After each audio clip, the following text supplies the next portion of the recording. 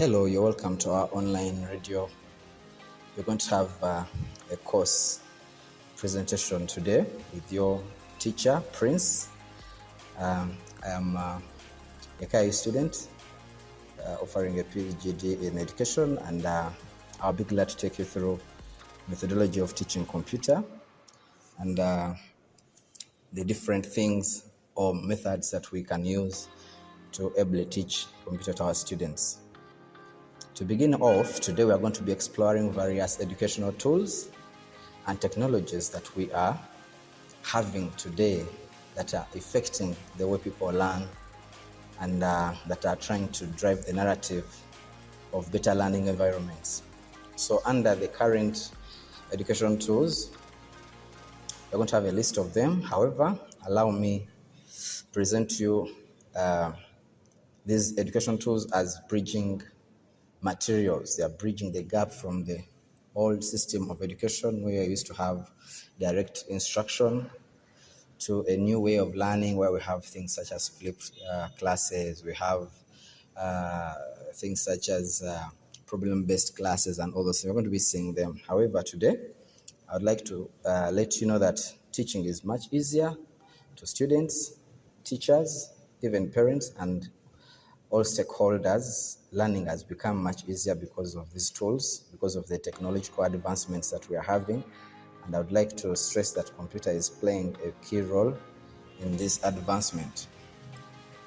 So some of the tools that you're going to find so interesting that are changing our learning environment, plus improving overall learning experience and student outcomes.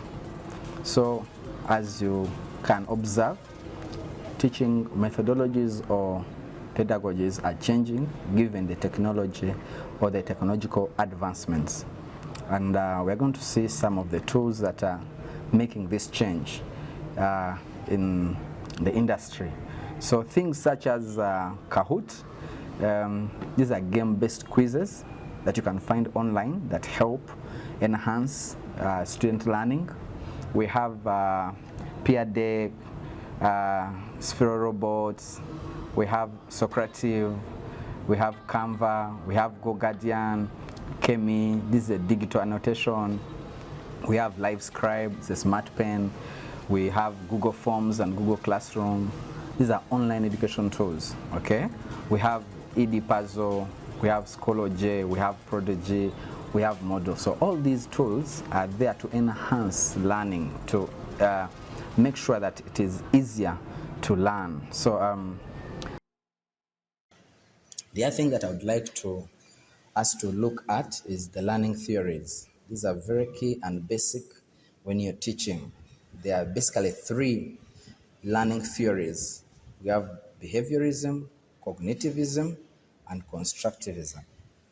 Under behaviorism, it's all about behavior. We're looking at the input and output. We are looking at how people behave in certain environments, how they interact, and we believe that it causes them to gain knowledge, to gain understanding. So if you're using behaviorism, you'd love to reinforce for people to repeat. The more they repeat something, the more they grasp it, the more they understand. So we have operational conditions shaping the behavior, reinforcing things, doing punishments here and there, and kind of have children understand what they are studying.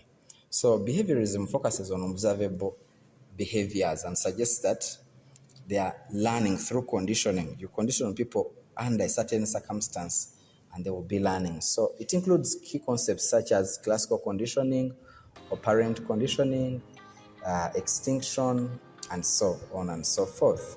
How would we utilize behaviorism, say in teaching? Let me say our topic, maybe we are teaching coding, we are teaching PHP, we are teaching Java. How would you employ behaviorism or use it? I would suggest you use games such as Kahoot, use Quizlets, use GameKit.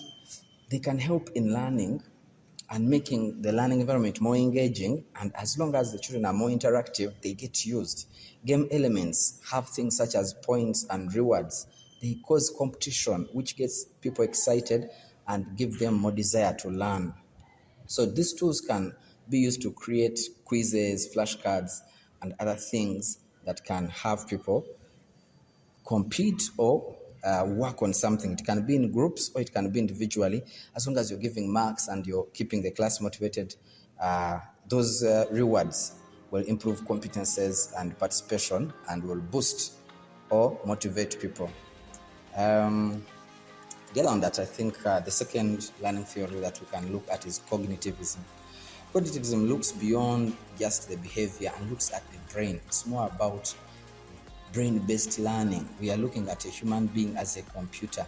It takes in information, takes out, and the more it takes in, the more it learns. So here the learner is very active and is engaged. It emphasizes understanding the mental processes that help structure programming lessons. Okay, these are just mental structures or schemes, mental schemes, cognitive schemes that help us to learn. It could be short-term or long-term.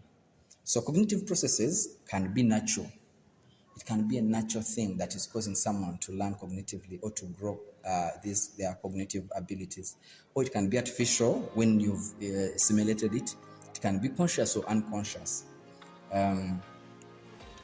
What we should also realize in cognitivism is it was developed by Jean Piaget. He's one of the key people that found it, knowing that every stage people are learning something. He believes that everyone is learning, the mind is developing. Whenever it's put into an interface, it learns, and therefore we would love to have tools, okay? We would have to have tools that make people or make learners think deeply, that encourage them to think and get the best out of them if you're going to use cognitivism in teaching, more so computer or coding. So for students to perform at a higher level, we would love to have computational tools help them to think intellectually, to participate, to partner with others, to engage and discover new learning things. So things such as AI tools, could have ChatGPT and all other AI tools, and then calculators, mind maps, gamings as well, YouTube videos, things that are going to probe the mind to be active and to be creative. There are things we look at here. So the other thing that can also keep the mind active and engaged is the assessments. Assessments can work well as cognitive tools, in that if you have continuous assessment tools, it means kids will keep, or learners will keep engaged because they know there are tests that are coming, there are group works that are coming. So it's good to have group work, tests after lecture, maybe every topic you make sure you test them about it, and in so preparing, they get to learn and grasp even deeper than they had in class. So short-term and long-term memories are served very well if you do formative and summative testing.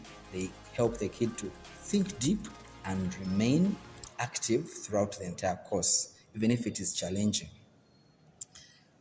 So anyway, let's see the third learning theory, which is Constructivism. This refers to the philosophical belief that people construct their own understanding of reality.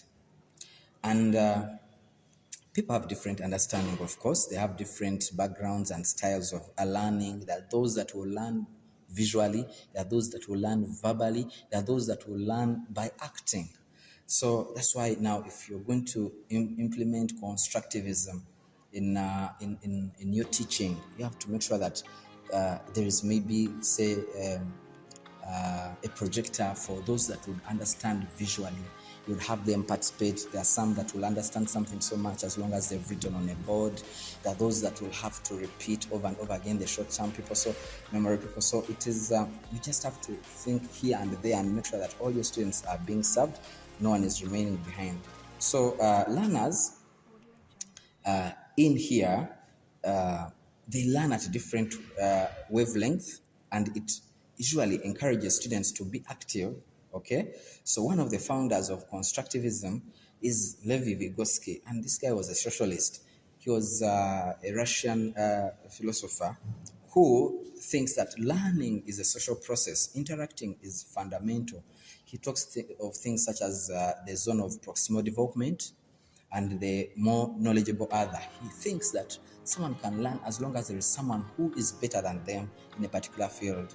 Say it could be a peer, it could be a teacher, it could be a parent. There are some hard things, according to Vygotsky, that someone can't learn on themselves unless they have someone helping. Things such as swimming. If someone is there and they're swimming with you, they give you encouragement and you do it.